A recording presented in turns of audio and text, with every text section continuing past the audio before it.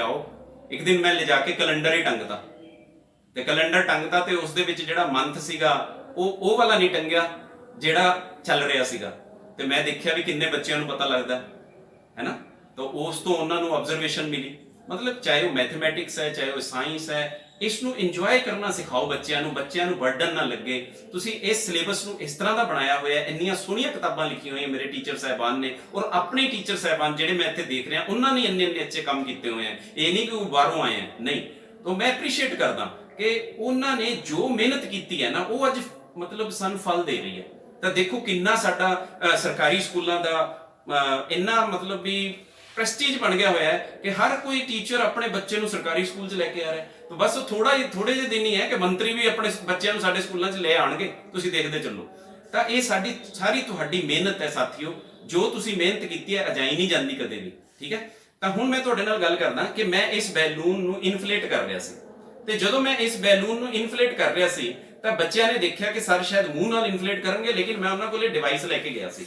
ਤੇ ਮੈਂ ਇਸ ਬੈਲੂਨ ਨੂੰ ਜਦੋਂ ਇਨਫਲੇਟ ਕੀਤਾ ਦਿਸ ਵੇ ਬਾਈ ਪੁਸ਼ਿੰਗ ਪੁਲਿੰਗ, ਤਾਂ ਮੈਂ ਉਹਨਾਂ ਨੂੰ ਕਨਸੈਪਟ ਦਿੱਤਾ ਕਿ ਬੈਲੂਨ ਤਾਂ ਇਨਫਲੇਟ ਹੋ ਗਿਆ ਹੋਇਆ, ਉਹਦੇ 'ਚ ਹਵਾ ਭਰ ਗਈ ਹੋਈ ਹੈ, ਪਰ ਹਵਾ ਭਰੀ ਕਿਸ ਤਰ੍ਹਾਂ, ਮੈਨੂੰ ਇਸ ਗੱਲ ਦਾ ਜਵਾਬ ਚਾਹੀਦਾ। ਅਸੀਂ ਕੀ ਕਰਦੇ ਆ, ਬੈਲੂਨ ਦੇ ਐਕਸਪੈਰੀਮੈਂਟ ਕਰਾਣੇ ਹੁੰਦੇ ਆ, ਫਟਾਫਟ ਤੂੰ ਬੈਲੂਨ ਫਲਾ ਦੇ ਵੀ, ਫਲਾ ਕੇ ਗੱਠ ਮਾਰ ਕੇ ਹਾਂਜੀ ਚਲੋ ਓਕੇ। ਤਾਂ ਮੈਂ ਇੱਕ ਐਕਸਰਸਾਈਜ਼ ਇਹ ਵੀ ਕਰਕੇ ਦੇਖੀ ਕਿ ਇੱਕ ਸਟੂਡੈਂਟ ਨੂੰ ਮੈਂ ਕਿਹਾ, ਮੈਂ ਕਿਹਾ ਲੈ ਇਹਦੀ ਗੱਠ ਮਾਰ ਵੀ, ਮੈਂ ਬੈਲੂਨ ਇਨਫਲੇਟ ਕਰਤਾ, ਇਹਦੀ ਗੱਠ ਮਾਰ, ਉਹ ਤੋਂ ਗੱਠ ਹੀ ਨਾ ਵੱਜੇ। ਤਾਂ ਜਿਹੜਾ ਇਹ ਮੈਡਮ ਹੁਣੇ ਗੱਲ ਕਰ ਰਹੇ ਸੀਗੇ, ਮੈਂ ਨਾਮ ਭੁੱਲ ਰਿਹਾ ਉਹਨਾਂ ਦਾ, ਯੂ ਡੂ, ਬਹੁਤ ਇੰਪੋਰਟੈਂਟ ਹੈ ਕਿ ਤੁਹਾਨੂੰ ਉਹਨਾਂ ਨੂੰ ਦਿਓ ਤੇ ਉਹਨਾਂ ਨੂੰ ਸਨੱਬ ਨਾ ਕਰੋ ਕਿ ਨਹੀਂ ਤੂੰ ਕੀ ਗੱਠ ਮਾਰੇਗਾ, ਲੈ ਮੈਂ ਮਾਰਦਾ, ਨਹੀਂ, ਉਹਨੂੰ ਦਿਓ, ਕੋਈ ਗੱਲ ਨਹੀਂ, ਇੱਕ ਵਾਰੀ ਨਹੀਂ, ਦੋ ਵਾਰੀ ਨਹੀਂ, ਤਿੰਨ ਵਾਰੀ, ਕੋਈ ਸਿੱਖ ਜਾਣਗੇ।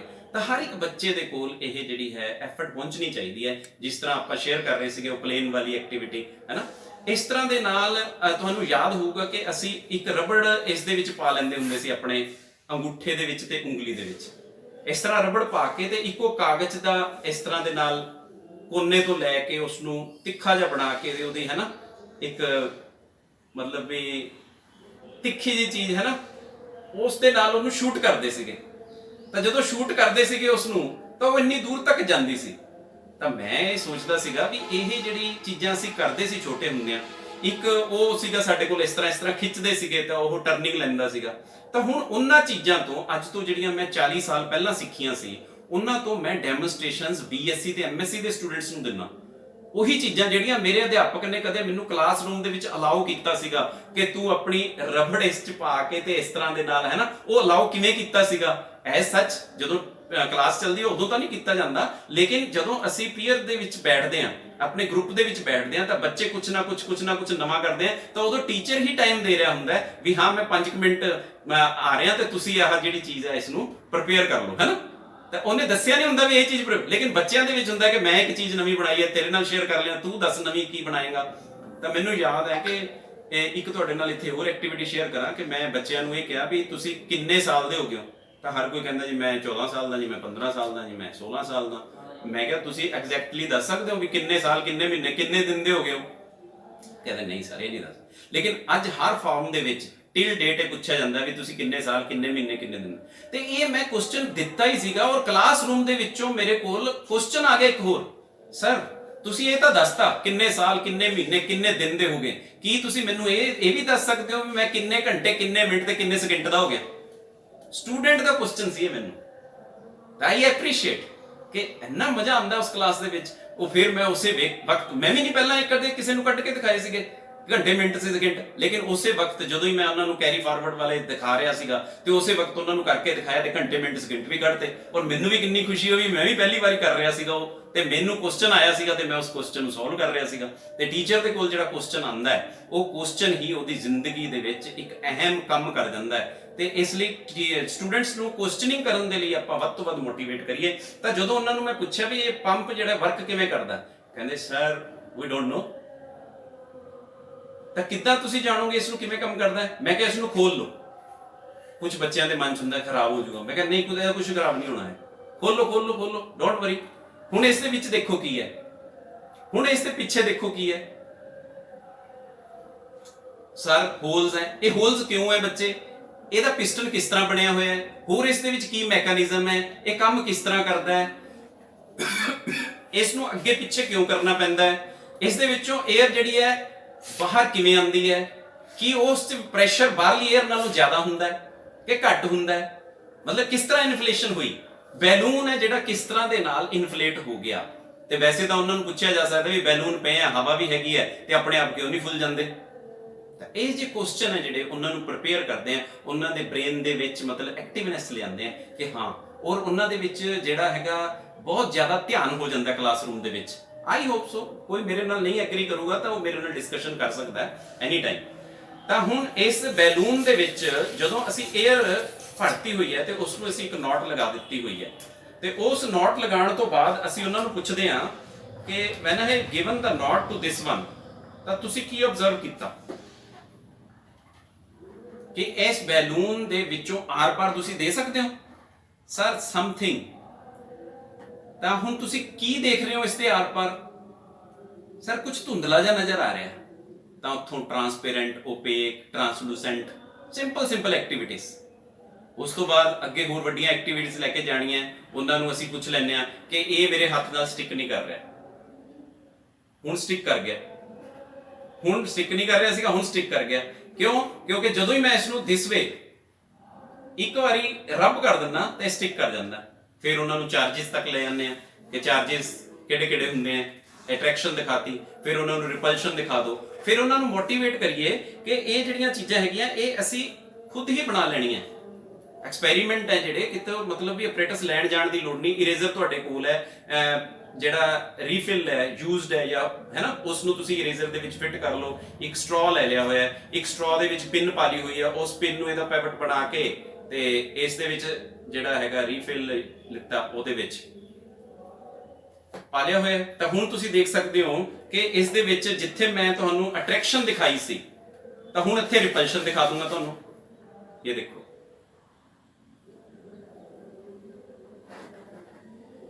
ਮੈਂ ਦੂਰੋਂ ਹੀ ਘੁਮਾ ਰਿਹਾ ਤੇ ਨਾਲ ਦੀ ਨਾਲ ਜਿਹੜਾ ਸਟ੍ਰॉ ਹੈ ਉਹ ਜਿਹੜਾ ਘੁੰਮਦਾ ਨਜ਼ਰ ਆ ਰਿਹਾ ਸਾਨੂੰ। ਤਾਂ ਨੇਚਰਲੀ ਇਸ ਦੀ ਬਹੁਤੀ ਕਾਸਟ ਵੀ ਨਹੀਂ ਹੈ, ਔਰ ਸਟੂਡੈਂਟਸ ਕੁਝ ਨਾ ਕੁਝ ਇਹਦਾ ਕਰਕੇ ਦੇਖਣਗੇ।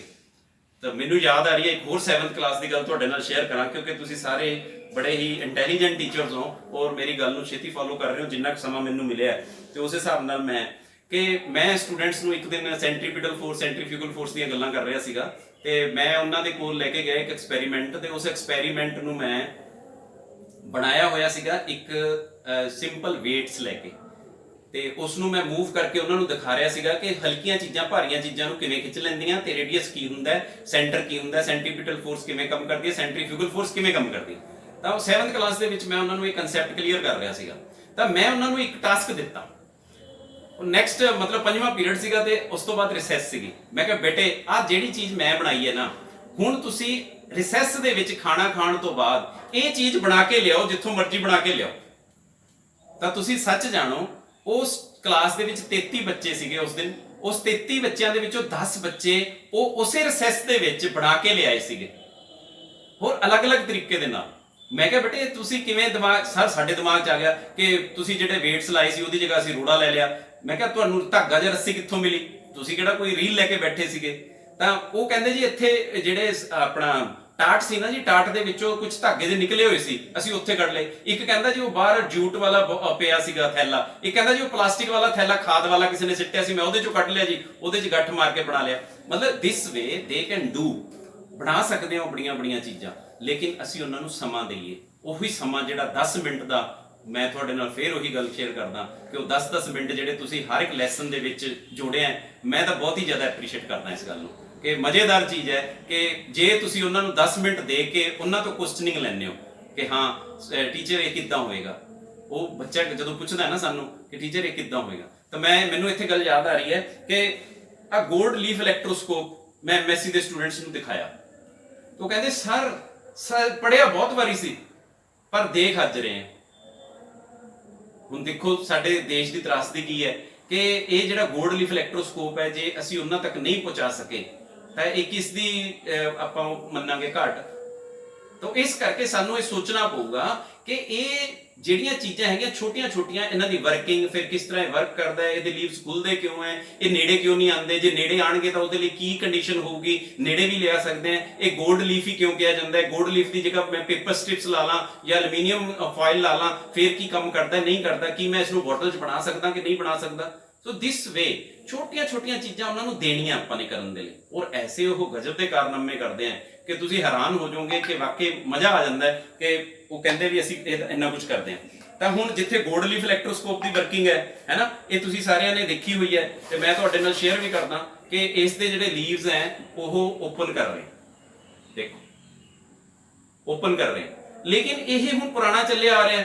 ਤਾਂ ਮੇਰੇ ਸਾਥੀ ਪਹਿਲਾਂ ਡੀਐਮਬੀ ਰਹੇ ਆਪਣੇ ਅਮਰਦੀਪ, ਤੁਸੀਂ ਸਾਰੇ ਜਾਣਦੇ ਉਹਨਾਂ ਨੂੰ, ਤਾਂ ਉਹ ਇੱਕ ਦਿਨ ਮੇਰੇ ਕੋਲ ਇਹ ਡਿਵਾਈਸ ਲੈ ਕੇ ਆਏ। ਮੈਂ ਕਿਹਾ ਅਮਰਦੀਪ ਇਹ ਡਿਵਾਈਸ ਬੜੀ ਕੰਮ ਦੀ ਹੈ ਨਾ, ਤੇ ਕਹਿੰਦਾ ਮੈਂ ਇੱਥੋਂ ਕਿਤੋਂ ਮੰਗਵਾਇਆ ਸੀਗਾ, ਇਹ ਜਿਹੜਾ ਆਈਸੀ ਹੈ ਤੇ ਇਹਦੇ ਨਾਲ ਬਣਾਇਆ ਹੈ, ਬੜਾ ਮਜ਼ੇਦਾਰ ਹੈ ਸਾਰੇ, ਤੁਹਾਨੂੰ ਮੈਂ ਗਿਫਟ ਦੇਣ ਆਇਆ। ਮੈਂ ਕਿਹਾ ਮੈਂ ਯੂਜ਼ ਕਰੂੰਗਾ ਤੇ ਯੂਜ਼ ਤਾਂ ਕਰੂੰਗਾ, ਮੈਂ ਤੇਰਾ ਨਾਮ ਵੀ ਲਊਂਗਾ ਤੇ ਮੇਰਾ ਪ੍ਰੋਮਿਸ ਹੈ, ਕਿਉਂਕਿ ਜਿਹੜਾ ਬੰਦਾ ਇਸ ਚੀਜ਼ ਨੂੰ ਬਣਾਉਂਦਾ ਹੈ ਨਾ, ਮੈਂ ਉਸ ਨੂੰ ਐਪਰੀਸ਼ੀਏਟ ਕਰਨ ਦੀ ਕੋਸ਼ਿਸ਼ ਕਰਦਾ ਕਿ ਮਜ਼ਾ ਤਾਂ ਇਸੇ ਗੱਲ 'ਚ ਹੈ। ਮੈਂ ਕਹਾ ਨਹੀਂ ਜੀ ਮੈਂ ਬਣਾਇਆ, ਨੋ, ਮੈਂ ਆਪਣੇ ਸਾਰੇ ਲੈਕਚਰਸ ਦੇ ਵਿੱਚ, ਚਾਹੇ ਉਹ ਨੈਸ਼ਨਲ ਲੈਵਲ ਦਾ ਹੋਵੇ ਚਾਹੇ ਇੰਟਰਨੈਸ਼ਨਲ, ਉਹਦਾ ਨਾਮ ਲੈਣਾ ਹੀ ਲੈਣਾ ਮੈਂ, ਕਿ ਅਮਰਦੀਪ ਨੇ ਇਹ ਚੀਜ਼ ਬਣਾਈ, ਜਿਹੜੀ ਮੈਂ ਬਣਾਈ ਹੈ ਉਹਨੂੰ ਮੈਂ ਕਹੂੰਗਾ ਮੈਂ ਬਣਾਈ, ਰਾਈਟ।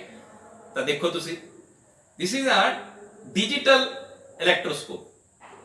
ਬਸ ਜਿਵੇਂ ਇਹਦੇ ਨੇੜੇ ਅਸੀਂ ਚਾਰਜ ਬੈਲੂਨ ਲੈ ਕੇ ਜਾਵਾਂਗੇ ਨਾ ਤਾਂ ਇਹ ਗਲੋ ਕਰ ਦਿੰਦਾ, ਬਸ ਇੰਨਾ ਕੁ ਕੰਮ ਹੈ। ਤੋ ਇਹ ਚੀਜ਼ਾਂ ਜਿਹੜੀਆਂ ਹੈ, ਦੇਖੋ ਉਸ ਤੋਂ ਬਾਅਦ ਉਹਦੇ ਉੱਤੇ ਰੈੱਡ ਲਾਈਟ ਵੀ ਤੁਸੀਂ ਨਜ਼ਰ ਆ ਰਹੀ ਹੈ ਤੁਹਾਨੂੰ, ਇਹ ਦੇਖੋ ਇਹ ਬਲੂ ਹੈ ਨਾ ਹੁਣ ਤੇ ਰੈੱਡ ਆ ਗਈ। ਇਸ ਦਾ ਮਤਲਬ ਦੋ ਤਰ੍ਹਾਂ ਦੇ ਚਾਰजेस ਹੈ, ਇੱਕ ਪੋਜ਼ਿਟਿਵ ਹੈ ਤੇ ਇੱਕ ਨੈਗੇਟਿਵ ਹੈ। ਤੋ ਤੁਸੀਂ ਸਾਰੇ ਹੀ ਬੜੇ ਇਸ ਤਰ੍ਹਾਂ ਦੇ ਕੰਮ ਕਰਦੇ ਹੋ, ਕਮਾਲ ਦੀਆਂ ਗੱਲਾਂ ਕਰਦੇ ਹੋ, ਕਮਾਲ ਦੀਆਂ ਚੀਜ਼ਾਂ ਕਰਦੇ ਹੋ। ਮੈਂ ਗਗਨ ਮੈਮ ਤੇ ਹੋਰ ਜਿਹੜੇ ਵੀ ਇੱਥੇ ਸੀਨੀਅਰ ਜੁੜੇ ਉਹਨਾਂ ਨੂੰ ਮੈਂ ਇੱਕੋ ਹੀ ਰਿਕੁਐਸਟ ਕਰੂੰਗਾ ਕਿ ਇਹਨਾਂ ਟੀਚਰਸ ਨੂੰ ਬਸ ਇੱਕ ਟਾਸਕ ਹੋਰ ਦੇ ਦਿਓ ਪਲੀਜ਼, ਕਿ ਹਰ ਇੱਕ ਨੇ ਇੱਕ ਦਿਨ ਇੱਕ ਐਕਸਪੈਰੀਮੈਂਟ ਹੀ ਕਰਕੇ ਦਿਖਾਣਾ ਹੈ, ਬਸ ਚਾਹੇ ਹੋਵੇ ਉਹ 1 ਮਿੰਟ ਦਾ ਹੀ। ਇੱਕ ਐਕਸਪੈਰੀਮੈਂਟ ਹਰ ਟੀਚਰ ਨੇ ਸਾਨੂੰ ਇੱਥੇ ਕਰਕੇ ਦਿਖਾਣਾ, 1 ਮਿੰਟ ਤੁਹਾਨੂੰ ਮਿਲੂਗਾ। 1 ਮਿੰਟ ਦੇ ਵਿੱਚ ਜਦੋਂ ਸਾਡੀਆਂ ਇੰਟਰਵਿਊਜ਼ ਹੁੰਦੀਆਂ ਨਾ ਜੀ, ਤਾਂ ਉਸ ਵਕਤ ਸਾਨੂੰ ਪੁੱਛਿਆ ਜਾਂਦਾ ਕਿ ਤੁਸੀਂ ਬਸ ਆਪਣੀ, ਮੈਨੂੰ ਯਾਦ ਹੈ ਜਦੋਂ ਮਾਲਤੀ ਗਿਆਨਪੀਠ ਪੁਰਸਕਾਰ ਮਿਲਣਾ ਸੀ, ਮੈਂ ਪੂਰਾ ਆਪਣਾ ਬੈਗ ਭਰ ਕੇ ਲੈ ਗਿਆ ਵੀ ਮੈਂ ਆਹ ਕੀਤਾ, ਮੈਂ ਆਹ ਕੀਤਾ, ਮੈਂ ਆਹ ਕੀਤਾ। ਉਹਨਾਂ ਨੇ ਬੈਗ ਖੋਲਣ ਨਹੀਂ ਦਿੱਤਾ ਸੀ ਮੈਨੂੰ, ਕਹਿੰਦੇ no need of these things, this all we know. ਇਹ ਸਾਨੂੰ ਪਤਾ ਤੁਸੀਂ ਕੀ ਕਰ ਰਹੇ ਹੋ, ਕਿਵੇਂ ਕਰ ਰਹੇ ਹੋ, ਬਸ ਸਾਨੂੰ ਤਾਂ ਸਾਡੇ ਕੁਐਸਚਨ ਦੇ ਆਨਸਰ ਦਿਓ। ਪਹਿਲਾਂ ਉਹਨਾਂ ਨੇ ਰਿਟਨ ਟੈਸਟ ਲਿਆ ਫਿਜ਼ਿਕਸ ਦਾ, ਫਿਰ ਉਹਨਾਂ ਨੇ ਉਸ ਤੋਂ ਬਾਅਦ 13 ਬੰਦੇ ਬੈਠੇ ਸੀ, ਕੋਈ ਵਾਈਸ ਚਾਂਸਲਰ ਸੀ, ਕੋਈ ਐਕਸਪਰਟ ਸੀਗੇ ਫਿਜ਼ਿਕਸ ਦੇ ਕੁਐਸਚਨ, ਇੱਕ ਦੂਸਰਾ ਤੀਸਰਾ, ਮਤਲਬ ਮਜ਼ਾ ਇੰਨਾ ਆ ਰਿਹਾ ਸੀਗਾ ਵੀ ਹਾਂ ਵੀ ਵਾਕਈ ਟੀਚਰ ਨੂੰ ਤੁਸੀਂ ਜੱਜ ਨਹੀਂ ਕਰ ਰਹੇ, ਟੀਚਰ ਨੂੰ ਤੁਸੀਂ ਮਤਲਬ ਵੀ ਉਹਦੇ ਸ਼ੋਲਡਰਸ ਤੇ ਐਸੀ ਇੱਕ ਰਿਸਪੌਂਸਿਬਿਲਿਟੀ ਦੇ ਰਹੇ ਹੋ ਕਿ ਇਹ ਕੁਝ ਵੀ ਤੂੰ ਕਰਨਾ ਸਮਾਜ ਦੇ ਵਿੱਚ। ਤੇ 1 ਲੱਖ ਰੁਪਏ ਕੈਸ਼ ਉਹਨਾਂ ਨੇ ਫੜਾਤਾ, ਤੇ ਉਸ 1 ਲੱਖ ਦੇ ਨਾਲ ਅੱਜ ਮੈਂ ਤੁਹਾਡੇ ਰੂਬਰੂ ਹੁੰਨਾ ਹੈ ਨਾ। ਇਹ ਚੀਜ਼ਾਂ ਬਣਾ ਲੀਆਂ ਹੋਈਆਂ ਮੈਂ, 10,000 ਰੁਪਏ ਸਿਰਫ ਲੱਗਿਆ ਮੇਰਾ ਇਸ ਕਾਰ ਨੂੰ ਬਣਾਉਣ ਦੇ ਲਈ, ਔਰ ਇਹ 10,000 ਰੁਪਏ ਦੇ ਨਾਲ ਹੀ ਜਿਹੜਾ ਚੱਲਿਆ ਜਾ ਰਿਹਾ, ਔਰ ਚੀਜ਼ਾਂ ਖਰਾਬ ਹੋ ਜਾਂਦੀਆਂ ਫਿਰ ਉਹਨਾਂ ਨੂੰ ਠੀਕ ਕਰ ਲਈਦਾ, ਆਪਣੇ ਆਪ ਹੀ ਠੀਕ ਕਰ ਲਈਦਾ। ਇਸ ਤਰ੍ਹਾਂ ਹੀ ਇੱਕ ਲਾਸਟ ਦੇ ਵਿੱਚ ਮੈਂ ਕੁਐਸਚਨ ਤੁਹਾਡੇ ਨਾਲ ਸ਼ੇਅਰ ਕਰਨਾ ਚਾਹੁੰਦਾ। ਮੈਂ ਬੁੱਕਸ ਦੇ ਵਿੱਚ ਖੁਦ ਪੜ੍ਹਿਆ ਔਰ ਖੁਦ ਪੜ੍ਹਾਇਆ, ਔਰ ਮੈਂ ਬੱਚਿਆਂ ਦੀ ਕਲਾਸ ਦੇ ਵਿੱਚ ਜਾ ਕੇ ਬੱਚੇ ਨੂੰ ਕੁਐਸਚਨ ਕੀਤਾ ਕਿ ਤੁਸੀਂ ਸਾਰਿਆਂ ਨੇ ਪੜ੍ਹਿਆ ਕਿ ਮਨੁੱਖੀ ਸਰੀਰ ਦੇ ਵਿੱਚ 206 ਹੱਡੀਆਂ ਹੁੰਦੀਆਂ।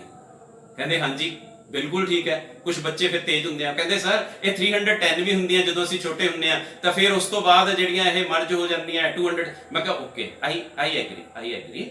ਲੇਕਿਨ ਮੈਨੂੰ ਇਹ ਦੱਸੋ ਵੀ 206 ਹੱਡੀਆਂ, ਕਦੇ ਤੁਸੀਂ ਕਿਸੇ ਟੀਚਰ ਨੂੰ ਕਿਹਾ ਕਿ ਟੀਚਰ 206 ਹੁੰਦੀਆਂ ਗਣਾ ਤਾਂ ਦਿਓ, ਕਾਊਂਟ ਕੀਤੀਆਂ ਕਦੇ? ਤਾਂ ਮੈਂ ਤੁਹਾਡੇ ਨਾਲ ਇਹ ਸ਼ੇਅਰ ਕਰਨੀ ਚਾਹੁੰਦਾ ਕਿ ਮੈਂ 50 ਸਾਲ ਦਾ ਜਦੋਂ ਹੋਇਆ, ਉਸ ਵਕਤ ਇਸ ਗੱਲ ਨੂੰ ਮੈਂ ਦਿਮਾਗ ਦੇ ਵਿੱਚ ਰੱਖਿਆ ਤੇ ਮੇਰੇ ਕੋਲ ਇਹ ਗੱਲ ਆਈ ਕਿ ਮੈਂ 206 ਹੱਡੀਆਂ ਗਣਾਵਾਂ ਬੱਚਿਆਂ ਨੂੰ, ਔਰ ਮੈਂ ਇੱਕ ਮੈਥਡ ਤਿਆਰ ਕੀਤਾ। ਮੈਥਡ ਕਿਵੇਂ ਤਿਆਰ ਕੀਤਾ? ਮੈਂ ਨੈਟ ਦੇ ਉੱਤੋਂ ਸਾਰੀਆਂ ਚੀਜ਼ਾਂ ਇਕੱਠੀਆਂ ਕੀਤੀਆਂ ਵੀ ਹੱਡੀਆਂ ਕਿੱਥੇ ਕਿੱਥੇ ਕਿੰਨੀਆਂ ਹੁੰਦੀਆਂ, ਫਿਰ ਉਹਦਾ ਇੱਕ ਫਾਰਮੂਲਾ ਤਿਆਰ ਕੀਤਾ, ਡਿਵੈਲਪ ਕੀਤਾ। ਤੇ ਜਿਹੜਾ ਫਾਰਮੂਲਾ ਅੱਜ ਪੰਜਾਬੀ ਯੂਨੀਵਰਸਿਟੀ ਦੇ ਵਿੱਚ ਡਾਕਟਰ ਪਰਮਵੀਰ ਸਿੰਘ ਜੀ ਮੇਰੇ ਬਹੁਤ ਹੀ ਸਤਿਕਾਰਯੋਗ ਹੈ, ਉਹਨਾਂ ਨੇ ਮੈਨੂੰ ਸਪੈਸ਼ਲੀ ਇੱਕ ਲੈਕਚਰ ਦੇ ਵਿੱਚ ਬੁਲਾਇਆ ਤੇ ਉੱਥੇ ਕਿਹਾ ਕਿ ਜਸਵਿੰਦਰ ਆਹ ਚੀਜ਼ ਭੇਜ ਮੇਰੇ ਕੋਲ। ਮੈਂ ਕਿਹਾ ਜ਼ਰੂਰ ਸਰ। ਕਹਿੰਦੇ ਪੜ੍ਹਾਉਂਦੇ ਅਸੀਂ ਵੀ ਹਾਂ, ਪਰ ਇਹ ਤੇਰੇ ਵਾਲਾ ਜਿਹੜਾ ਮੈਥਡ ਬਣਾਇਆ ਹੋਇਆ ਇਹ ਮੈਨੂੰ ਬਹੁਤ ਅੱਛਾ ਲੱਗਿਆ। ਤਾਂ ਮੈਂ ਉਹਨਾਂ ਨੂੰ ਸਲਾਈਡ ਬਣਾ ਕੇ ਭੇਜੀ। ਤਾਂ ਉਸ ਦੇ ਵਿੱਚ ਕੀ ਸੀਗਾ, ਇਦਾਂ ਦੀਆਂ ਚੀਜ਼ਾਂ ਟੀਚਰ ਲੱਭਦੇ ਰਹਿੰਦੇ ਆ। ਮੈਨੂੰ ਅਕਸਰ ਘਰ ਦੇ ਵੀ ਕਹਿੰਦੇ ਰਹਿੰਦੇ ਆ ਕਿ ਤੁਸੀਂ ਕੋਈ ਚੀਜ਼ ਸਿੱਟਣ ਹੀ ਨਹੀਂ ਦਿੰਦੇ, ਜੇ ਗੱਤਾ ਉਹ ਵੀ ਨਹੀਂ ਸਿੱਟਣ ਦਿੰਦੇ। ਤੇ ਮੇਰੇ ਕੋਲ ਅੱਜ ਸਵੇਰ ਦੀ ਉਹ ਗੱਲ ਹੈ ਕਿ ਇੱਕ ਬੰਦਾ ਆਇਆ, ਉਹ ਕਹਿੰਦਾ ਸਰ ਪੈਨ ਤੇ ਕਾਗਜ਼ ਹੈਗਾ? ਮੈਂ ਕਿਹਾ ਹੈਗਾ। ਮੈਂ ਕਿਹਾ ਇਹਦੇ ਥੱਲੇ ਰੱਖਣ ਲਈ ਵੀ ਕੁਝ ਹੈਗਾ? ਕਹਿੰਦਾ ਕੀ ਹੈ ਜੀ ਤੁਹਾਡੇ ਕੋਲ ਇਸ ਟਾਈਮ? ਕੋਈ ਗੱਤਾ ਹੈ? ਮੈਂ ਕਿਹਾ ਇੱਕ ਸਿੰਪਲ ਗੱਤਾ, ਇੱਕ ਬਿਸਕੁਟ ਦੇ ਪੈਕਟ ਦੇ ਵਿੱਚੋਂ ਗੱਤਾ ਨਿਕਲਿਆ ਸੀਗਾ, ਮੈਂ ਉਹ ਸੰਭਾਲ ਕੇ ਰੱਖਿਆ ਸੀ, ਪਰ ਮੈਨੂੰ ਇਹ ਨਹੀਂ ਪਤਾ ਸੀ ਉਹਨੇ ਕੰਮ ਕਿੱਥੇ ਆਣਾ, ਉਹ ਅੱਜ ਕੰਮ ਆ ਰਿਹਾ। ਤਾਂ ਮਤਲਬ ਹਰ ਚੀਜ਼ ਯੂਜ਼ਫੁਲ ਹੈ, ਯੂਜ਼ਫੁਲ ਹੈ, ਯੂਜ਼ਫੁਲ ਹੈ। ਉਸ ਨੂੰ ਕਹੋ ਵੀ ਤੂੰ ਆਪਣੇ ਲਈ ਇਸ ਨੂੰ ਬਸ ਰੱਖ ਲੈ, ਕਿਤੇ ਨਾ ਕਿਤੇ ਕੰਮ ਆਊਗੀ ਤੇਰੇ। ਤਾਂ ਉਹ ਜਿਹੜੀ ਹੈਗੀ ਹੈ ਬੋਨ ਹਿਊਮਨ ਸਕੈਲੇਟਨ, ਉਹ ਇਸ ਤਰ੍ਹਾਂ ਦਾ ਮੈਂ ਫਿਰ ਮਾਰਕੀਟ ਦੇ ਵਿੱਚੋਂ ਲਿੱਤਾ।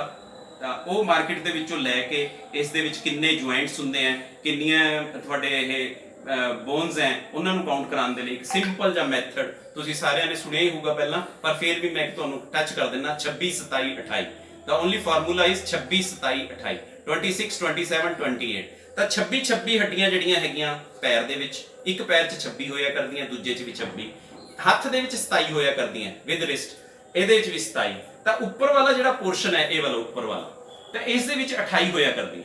28 14 ਫੇਸ ਦੇ ਵਿੱਚ ਹੁੰਦੀਆਂ, 8 ਉੱਪਰਲੇ ਹਿੱਸੇ 'ਚ, 3 ਇਸ ਕੰਨ 'ਚ, 3 ਇਸ ਕੰਨ, 14 ਤੇ 8 22, 3 25 ਤੇ 3 28। ਤਾਂ ਇਸ ਤਰ੍ਹਾਂ ਦੇ ਨਾਲ 26 27 ਤੇ 28 ਦਾ ਕਨਸੈਪਟ ਲੈ ਕੇ ਮੈਂ ਉਸ ਨੂੰ ਲੱਤਾਂ ਦੀਆਂ ਹੱਡੀਆਂ, ਬਾਹਾਂ ਦੇ ਵਿੱਚ ਹੱਡੀਆਂ, ਫਿਰ ਵਿਚਲੇ ਪੋਰਸ਼ਨ ਦੇ ਵਿੱਚ ਹੱਡੀਆਂ, ਉਹਨੂੰ ਕਿਵੇਂ ਬੈਲੈਂਸ ਕੀਤਾ ਜਾਂਦਾ ਹੈ। ਤਾਂ ਬਸ ਇਹ ਚੀਜ਼ਾਂ ਉਹਨਾਂ ਨੂੰ ਜਦੋਂ ਸਿਖਾਈਆਂ ਨਾ, ਤਾਂ 1 ਮਿੰਟ ਦੇ ਵਿੱਚ ਯਾਦ ਕਰਕੇ ਮੈਂ ਕਿਹਾ ਵੀ ਹੁਣ ਜਾ ਕੇ ਹੱਡੀਆਂ ਗਣਾਓਗੇ ਕਿਹਦੀਆਂ ਸਭ ਤੋਂ ਪਹਿਲਾਂ? ਕਹਿੰਦੇ ਜੀ ਮੰਮਾ ਦੀਆਂ ਗਣਾਓ। ਮੈਂ ਕਿਹਾ ਹਾਂ, ਮੰਮਾ ਹੀ ਕਹਿੰਦੀ ਹੁੰਦੀ ਸੀ ਤੇਰੀਆਂ ਹੱਡੀਆਂ ਭੰਨੂ ਮੈਂ। ਤਾਂ ਤੁਸੀਂ ਗਣਾਓਗੇ ਜਾ ਕੇ ਵੀ ਪੂਰੀਆਂ ਹੀ ਆ ਮੰਮਾ। ਤੋ ਇਹ ਐਪਰੀਸ਼ੀਏਟ ਕਰਨਾ ਬਣਦਾ ਸਾਡਾ ਕਿ ਬੱਚੇ ਆ ਜਿਹੜੇ ਉਹ ਸਾਨੂੰ ਕਿਤੇ ਨਾ ਕਿਤੇ ਬਹੁਤ ਅੱਛੀਆਂ ਚੀਜ਼ਾਂ ਵੀ ਦੱਸ ਜਾਂਦੇ ਆ, ਉਹ ਸਾਨੂੰ ਮੋਟੀਵੇਟ ਵੀ ਕਰ ਜਾਂਦੇ ਆ, ਸਾਨੂੰ ਮੋਟੀਵੇਟ ਕਰਦੇ ਆ। ਗਏ ਅਸੀਂ ਸੀ ਮੋਟੀਵੇਟ ਕਰਨ ਉਹਨਾਂ ਨੂੰ, ਲੇਕਿਨ ਉਹ ਸਾਨੂੰ ਮੋਟੀਵੇਟ ਕਰ ਦਿੰਦੇ ਆ ਕਿ ਟੀਚਰ ਅੱਜ ਜਿਹੜਾ ਲੈਕਚਰ ਸੀ ਨਾ ਬੜਾ ਮਜ਼ਾ ਆਇਆ, ਇਸ ਤਰ੍ਹਾਂ ਦਾ ਤੁਸੀਂ ਨਾ ਇੱਕ ਚੀਜ਼ ਹੋਰ ਸਾਡੇ ਕੋਲ ਲੈ ਕੇ ਆਇਓ। ਤਾਂ ਫਿਰ ਜਦੋਂ ਉਹ ਕਹਿ ਦਿੰਦੇ ਆ ਤਾਂ ਨੈਚੁਰਲੀ ਟੀਚਰ ਨੂੰ ਜਿਹੜਾ ਹੈ ਆਪਣਾ ਰਿਸੋਰਸਫੁਲ ਹੋਣਾ ਹੀ ਪੈਣਾ, ਉਹਨੇ ਹੋਰ ਚੀਜ਼ਾਂ ਲੱਭਣੀਆਂ ਹੀ ਆ। ਉਹ ਐਸੀਆਂ ਚੀਜ਼ਾਂ ਲੱਭ ਕੇ ਹੋਰ ਆਪਾਂ ਕਰਦੇ ਰਹਾਂਗੇ, ਮਿਲਦੇ ਰਹਾਂਗੇ। ਮੈਨੂੰ ਹਾਫ ਐਨ ਆਵਰ ਤੁਸੀਂ ਦਿੱਤਾ ਸੀਗਾ, ਉਹ ਪੂਰਾ ਹੋ ਗਿਆ। ਬੜਾ ਬੜਾ ਧੰਨਵਾਦ ਤੁਹਾਡਾ, ਤੁਸੀਂ ਮੈਨੂੰ ਯਾਦ ਕੀਤਾ, ਮੈਨੂੰ ਆਪਣੀਆਂ ਜਿਹੜੀਆਂ ਗੁੱਡ ਵਿਸ਼ੇਸ ਦਿੱਤੀਆਂ। ਔਰ ਮੈਂ ਤੁਹਾਨੂੰ ਇਹ ਯਕੀਨ ਦਿਵਾਨਾ ਕਿ ਜਿੰਨੀ ਦੇਰ ਵੀ ਜ਼ਿੰਦਗੀ ਰਹੂਗੀ ਉਨੀ ਦੇਰ ਸਾਇੰਸ ਦੇ ਨਾਲ ਆਪਾਂ ਜੁੜੇ ਰਹਾਂਗੇ ਔਰ ਇਸ ਕੰਮ ਨੂੰ ਅੱਗੇ ਤੋਂ ਅੱਗੇ ਲੈ ਕੇ ਜਾਈਏ। ਇੰਨਾ ਕਹਿੰਦਾ ਹੋਇਆ ਖਿਮਾ ਦਾ ਜਾਚਕ, ਧੰਨਵਾਦ। ਫਿਰ ਵੀ ਕੋਈ ਕਮੀ ਪੇਸ਼ੀ ਰਹਿ ਗਈ ਹੋਵੇ ਮੇਰੇ ਤੋਂ ਐਕਸਪੈਰੀਮੈਂਟ ਕਰਦੇ ਆ, ਜਾਂ ਕਿਸੇ ਨੂੰ ਲੱਗਿਆ ਹੋਵੇ ਸਾਰੇ ਇਸ ਤਰ੍ਹਾਂ ਨਹੀਂ ਇਸ ਤਰ੍ਹਾਂ ਹੋਣਾ ਸੀਗਾ, ਤਾਂ ਮੈਂ ਐਪਰੀਸ਼ੀਏਟ ਕਰੂੰਗਾ ਉਸ ਗੱਲ ਨੂੰ ਕਿ ਮੈਨੂੰ ਵੀ ਕੋਈ ਗਾਈਡ ਕਰੂਗਾ ਕਿ ਹਾਂ ਸਰ ਇਸ ਨੂੰ ਅਸੀਂ ਹੋਰ ਇਸ ਤਰੀਕੇ ਦੇ ਨਾਲ ਹੋਰ ਵਧੀਆ ਕਰ ਸਕਦੇ ਹਾਂ। ਤਾਂ ਆਈ ਸਲੂਟ ਯੂ ਆਲ ਕਿ ਐਸੇ ਕੋਵਿਡ ਦੇ ਸਮੇਂ ਦੇ ਵਿੱਚ ਤੁਸੀਂ ਜੁੜ ਕੇ, ਚਾਹੇ ਘਰੋਂ ਜੁੜ ਕੇ, ਆਪਾਂ ਸਾਰੇ ਰਲ ਮਿਲ ਕੇ ਵਧੀਆ ਕੰਮ ਕਰ ਰਹੇ ਹਾਂ। ਤਾਂ ਥੈਂਕਸ ਟੂ ਗਗਨ ਕਿ ਉਸਨੇ ਮੈਨੂੰ ਫੋਨ ਕੀਤਾ ਕਿ ਸਰ ਆਰ ਯੂ ਅਵੇਲੇਬਲ? ਮੈਂ ਕਿਹਾ every time I am available for science and for science teachers and for my society. तो thanks to all, thank you, God bless you all, thank you. Thank you so much sir. ਬਹੁਤ ਹੀ ਥੋੜੇ time ਦੇ ਵਿੱਚ ਤੁਸੀਂ ਮਤਲਬ I don't have words actually. ਮੈਨੂੰ ਮਤਲਬ ਮੈਂ ਤੁਹਾਡੇ ਨਾਲ ਗੱਲ ਕਰਦੇ ਹੋਏ ਹਮੇਸ਼ਾ ਮੇਰੇ ਕੋਲ ਵਰਡਸ ਦੀ ਕਮੀ ਰਹਿ ਜਾਂਦੀ ਹੈ। ਸਰ ਤੁਸੀਂ ਮੇਰੇ ਮੈਂਟਰ ਹੋ। ਮੈਂ ਸਭ ਨੂੰ ਦੱਸਣਾ ਵੀ ਚਾਹਾਂਗੀ ਕਿ ਜਦੋਂ ਮੈਂ ਡਿਪਾਰਟਮੈਂਟ ਵਿੱਚ ਆਈ, ਇੰਡਕਸ਼ਨ ਟ੍ਰੇਨਿੰਗ ਦੇ ਪਹਿਲੇ ਦਿਨ ਹੀ ਸਰ ਨੇ ਮੈਨੂੰ ਕਿਹਾ ਤੇ ਉਸ ਦਿਨ ਤੋਂ ਹੀ ਮੈਂ ਸਰ ਦੇ ਨਾਲ ਜੁੜੀ ਹੋਈ ਹਾਂ। ਐਂਡ ਸਰ ਨੇ 2012 ਦੇ ਵਿੱਚ ਅਸੀਂ ਪ੍ਰੋਜੈਕਟ ਸ਼ੁਰੂ ਕੀਤਾ ਸੀਗਾ ਜਿਹਦੇ ਵਿੱਚ ਅਸੀਂ ਸਾਰੀਆਂ ਹੀ ਵੀਡੀਓਜ਼ ਬਣਾਈਆਂ ਸੀਗੀਆਂ, ਸਾਰੇ ਹੀ ਲੈਸਨਸ ਦੀਆਂ, ਐਕਟੀਵਿਟੀਜ਼ ਦੀਆਂ। ਸਰ ਦਾ ਪਿੱਛੇ ਏਮ ਇਹ ਸੀਗਾ ਕਿ ਵੀ ਆਪਾਂ ਉਹਨਾਂ ਸਕੂਲਾਂ ਨੂੰ ਭੇਜੀਏ ਜਿੱਥੇ ਟੀਚਰ ਨਹੀਂ ਹੈ, ਸਾਇੰਸ ਟੀਚਰ ਨਹੀਂ ਹੈ, ਉੱਥੇ ਦੂਜੇ ਟੀਚਰ ਪੜ੍ਹਾ ਤਾਂ ਦਿੰਦੇ ਨੇ ਪਰ ਉਹ ਐਕਟੀਵਿਟੀਜ਼ ਕਰਕੇ ਨਹੀਂ ਦਿਖਾਉਂਦੇ। ਤਾਂ ਅਸੀਂ 5-6 ਟੀਚਰਸ ਨੇ ਰਲ ਕੇ ਅਸੀਂ 6ਵੀਂ ਤੋਂ ਲੈ ਕੇ 10ਵੀਂ ਤੱਕ ਹਰ ਪਾਰਟ ਦੀਆਂ ਜਿਹੜੀਆਂ ਸੀਗੀਆਂ ਐਕਟੀਵਿਟੀਜ਼ ਬਣਾਈਆਂ ਸਰ ਨਾਲ ਮਿਲ ਕੇ। 2011-12 ਦੀ ਗੱਲ ਹੈ। Sir thank you. Thank you, please. Thank ਤੁਹਾਡੇ ਤੋਂ ਹਮੇਸ਼ਾ ਹੀ ਸਿੱਖਣ ਲਈ ਮਿਲਦਾ ਹੈ, ਬਹੁਤ ਬਹੁਤ ਸਿੱਖਣ ਲਈ ਮਿਲਦਾ ਹੈ। Thank you. ਮੈਨੂੰ ਪਤਾ ਸੀ ਤੁਸੀਂ ਬਹੁਤ ਫਾਸਟ ਬੋਲ ਰਹੇ ਹੋ ਕਿਉਂਕਿ ਤੁਸੀਂ ਉਸ ਟਾਈਮ ਫਰੇਮ ਦੇ ਵਿੱਚ। ਮਾਫੀ ਚਾਹਾਂਗੀ ਸਰ ਇਸ ਦੇ ਲਈ। ਫਿਰ ਤੁਹਾਡੇ ਨਾਲ ਜੁੜਾਂਗੇ, ਫਿਰ ਤੁਹਾਨੂੰ ਸੁਣਾਂਗੇ ਤੇ ਹਮੇਸ਼ਾ ਸੁਣਦੇ ਰਹਾਂਗੇ। Thank you so much sir. Thank you. Thank you, please. Thank you. Thank you sir, thank you. मैं Narinder Singh sir, DM science Amritsar. ਮੈਂ ਪਹਿਲੇ ਸਰ ਪਟਿਆਲੇ ਦੇ ਜਿਹੜੇ ਜਿਕਸ ਵਾਲੇ ਬੰਦੇ ਆ ਉਹ ਸ਼ੁਰੂ ਤੋਂ ਹੀ ਮਿਲ ਰਹੇ ਆ ਜੀ। ਪਹਿਲਾਂ ਸਰ ਅਮਰਦੀਪ ਸਰ ਸੀਗੇ ਜੀ, ਸਾਡਾ ਉਹਨਾਂ ਨਾਲ ਪਿਆਰ ਪਿਆਰਾ ਸੀਗਾ ਜੀ। ਔਰ ਉਹਨਾਂ ਨੇ ਵੀ ਸਰ ਬਾਕਮਾਲ ਸਾਨੂੰ ਸਿਖਾਇਆ। ਤੁਸੀਂ ਸਰ ਤੇ ਚੰਦ ਲਗਾ ਦਿੱਤੇ ਜੀ। ਤੁਹਾਡਾ ਸਰ ਬਹੁਤ ਬਹੁਤ ਬਹੁਤ ਧੰਨਵਾਦ ਸਰ। ਔਰ ਅਸੀਂ ਸਾਰੇ ਜਿੰਨੇ ਵੀ ਸੈਮੀਨਾਰਸ ਆ ਲੱਕੀ ਆ ਕਿ ਸਾਨੂੰ ਸਰ ਤੁਹਾਡੇ ਨਾਲ ਇੱਕ ਕੁਝ ਵਕਤ ਬਿਤਾਉਣ ਦਾ ਮੌਕਾ ਮਿਲਿਆ। ਉਮੀਦ ਕਰਦੇ ਹਾਂ ਸਰ ਬਹੁਤ ਬਹੁਤ ਜਲਦੀ ਮਿਲਾਂਗੇ ਔਰ ਖੁੱਲੇ ਸਮੇਂ ਲਈ ਮਿਲਾਂਗੇ ਸਰ। ਠੀਕ ਹੈ। Thank you sir, thank you again sir. Thank you, very thank you. And thanks to Gagan ma'am ਜਿਨ੍ਹਾਂ ਨੇ ਸਾਨੂੰ ਏਡੇ ਵਧੀਆ ਹੀਰੇ ਇਨਸਾਨਾਂ ਨਾਲ ਸਾਨੂੰ ਮਿਲਾਇਆ। Thanks to Gagan ma'am master. ਹੁਣ ਮੈਂ ਕਹਿੰਦਾ ਨੈਕਸਟ ਜੋ ਹੈ ਉਹ ਹਾਂਜੀ ਹਾਂਜੀ, ਸਾਡਾ ਨੈਕਸਟ ਸੈਸ਼ਨ, ਕਿਉਂਕਿ ਟੀਚਿੰਗ ਸਟ੍ਰੈਟੇਜੀਜ਼